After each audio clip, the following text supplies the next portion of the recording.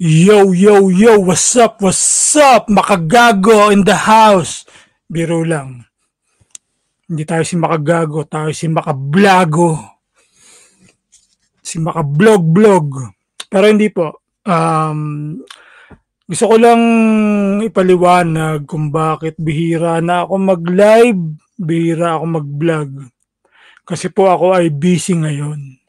May mga lampas isang buwan na akong busy.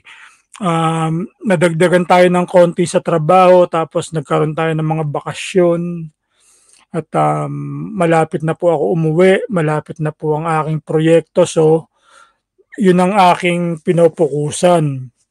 Mga kapatid, nakapokus po tayo para po matupad ang aking isang proyekto.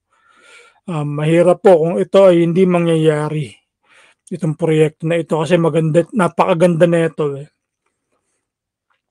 Yun nga po, nadagdagan tayo ng konting trabaho. So kasi nga kailangan kong magkaroon ng pera para sa pag-uwi at sa proyekto.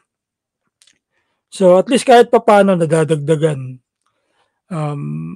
Nagbayad tayo ng kotse, grabe. Ang mahal ng kotse ko, 29,000 pa yung babayaran ko.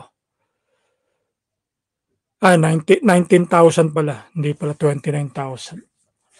So bali lalabas na kulang-kulang 30 yung kotse ko. So yun nga, bihira. Dahil nga sa busy, kailangan natin maging busy, maging abala, mga kapatid.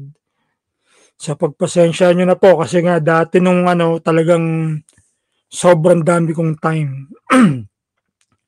Kaso nangyayari yung pera ko nauubos. Dahil pag konti ang kita ko, sa dami ng bayarin ko, padala lang sa Pilipinas, kulang yung sweldo ko ng isang buwan. Kaya kailangan ko magdagdag ulit ng kumbaga nalampasan ko na yung konting problema na pinagdaanan. So ngayon back on track na tayo. Balik na tayo sa normal na takbo. Hindi naman normal na normal. Pero wala, kailangan natin gawing normal eh. Kasi nga, kung tayo masyadong apektado, doon tayo masisira. Kailangan matuto tayong tumayo. Ibalik ang sarili natin. Kung tayo'y nadapa, kailangan matuto tayong pag-isipan bakit tayo nadapa, saan tayo nadapa, at tayo ay bumangon at magpatuloy. So, yun po. Ang isa sa dahilan kung bakit bihira nyo na ako makita mag-live at mag-vlog. Pero paminsan-minsan, gagawin pa rin natin yan. Meron nga lang talagang kailangang fokusan, like I said. So, ito po ang inyong Brad Vlog, ang Alpha Epsilon, Pandacan, Manila.